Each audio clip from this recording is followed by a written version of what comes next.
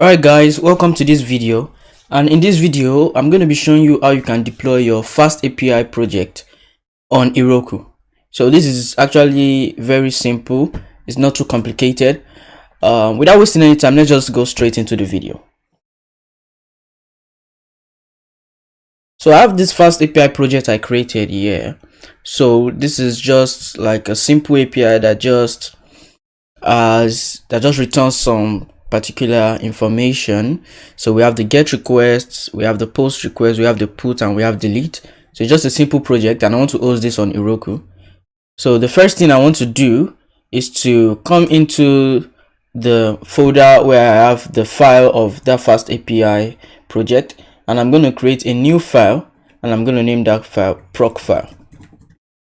Now this Procfile doesn't have an extension, it doesn't have .txt or anything, just name it Procfile. And if you are in Visual Studio Code, Visual Studio Code should automatically see it as a Procfile. That means it's going to have this particular extension right here.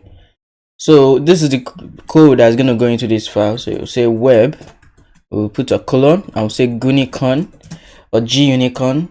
Don't really know how to pronounce that, but we'll put -w, then we'll put 4-k, then uvcon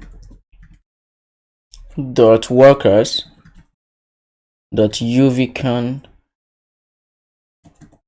workers, worker without an s. And then after this, we are going to put the name of the file. So the name of the file which is running that FastAPI project is my api.py. So I'm going to write my API without the .py extension. So just write my API, and we'll put a colon. And after this, we're going to come into my api.py file.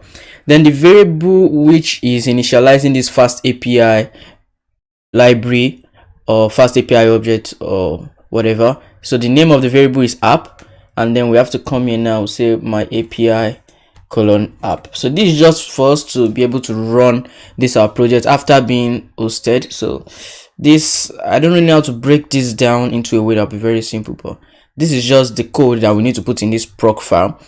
Most of the time when you are deploying projects, mainly with Heroku, we need this Procfile. If it's Django project, if it's Flask project, we need this Procfile just so that Heroku can, know how to run our app after being deployed. So let's just save this, and then we can quit this. We don't need that file again.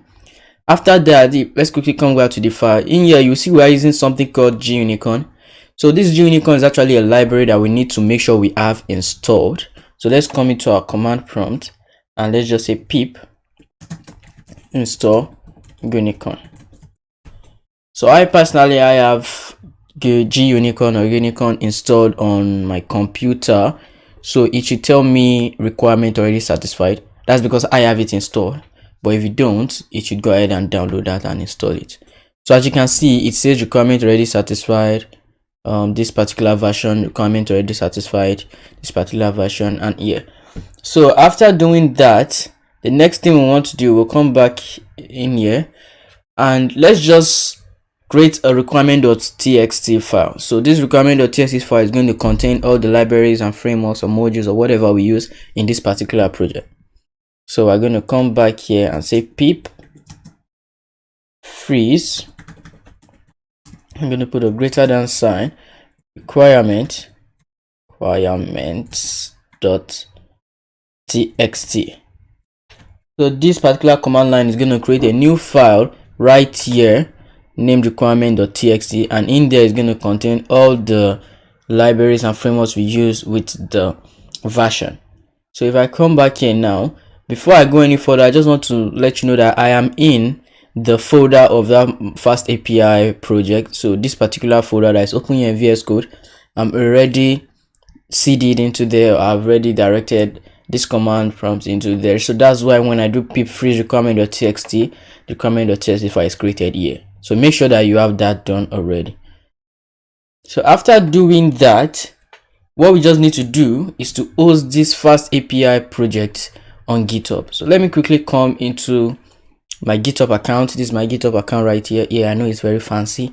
And so right here, I'm just gonna create a new repository, and I'm just gonna name the repository FastAPI let me just say FastAPI project.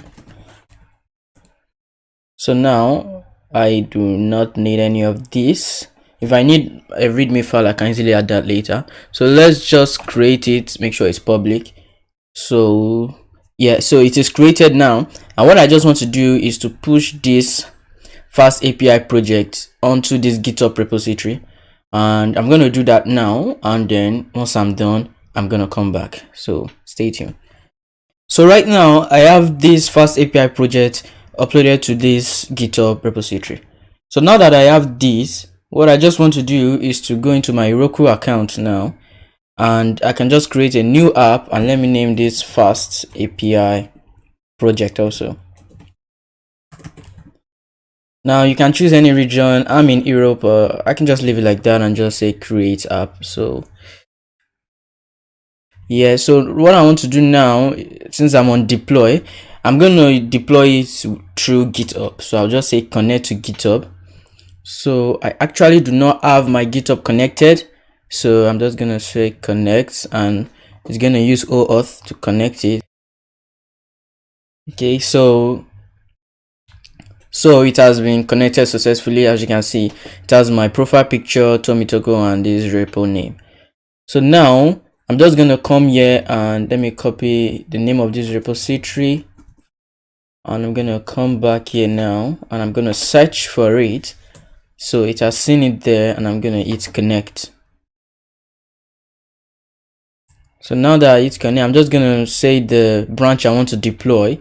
I want to deploy main, and I'm going to, first of all, I'm going to enable automatic deploys. So since I've enabled that, so that anytime like I change something here, it's automatically just going to redeploy it and update to our application. Now if you don't want that, you can just disable that and always come to manual deploy to deploy it anytime you change something. It's your choice. So after enabling that, I'm going to come down to manual deploy. So this is for me to deploy it now, and main, and I'm just going to deploy branch. So now this should pop something up here. So now it's just installing everything we need to for like in the requirement.txt file. So if you remember when I said we're going to create a requirement.txt file right here, so that has all the libraries and frameworks that we used in that FastAPI project. So it's just installing it so everything can work well. So and it will take a while, so I'm just gonna either skip this or just fasten it up. So as you can see, it has been deployed successfully. It says deployed to Heroku, your app was successfully deployed. So everything is working now, and let's just go ahead and view our application. So it gives us an application error. So since we have this error, let's just quickly go ahead and fix that. So it says Heroku logs. So let's just check our logs basically. So we'll come here and we'll say view logs. Okay, I'm sure I know where the error is coming from. It's a typo. If we come into this Procfile, so this is supposed to be workers, not wallers. So that's where the error is coming from. So let's just make sure everything is right, and then let's commit this change. And yeah, so since that is done, let's just come back here, go back to that page, and then using GitHub, let's deploy branch. So it has been deployed successfully, and then let's just go ahead and view it. So as you can see now, everything is working fine, and it just shows this data. If I come back into Visual Studio Code, so you see that this is the home page, and that is the same data it just returns. It returns name, first data. So that's what it returns. But let's go ahead and just use it from like the URL. If I come here, you see I have a URL named get student, and I can get a student from the student ID. So that's what I'm going to do now. I'm going to hit slash get student slash, let's say 1. Okay, so we have a student ID with the ID of 1. His name is John, age 17, and is in year 12. So let's also check FastAPI docs. So the automatically generated documentation that FastAPI does with the Swagger UI.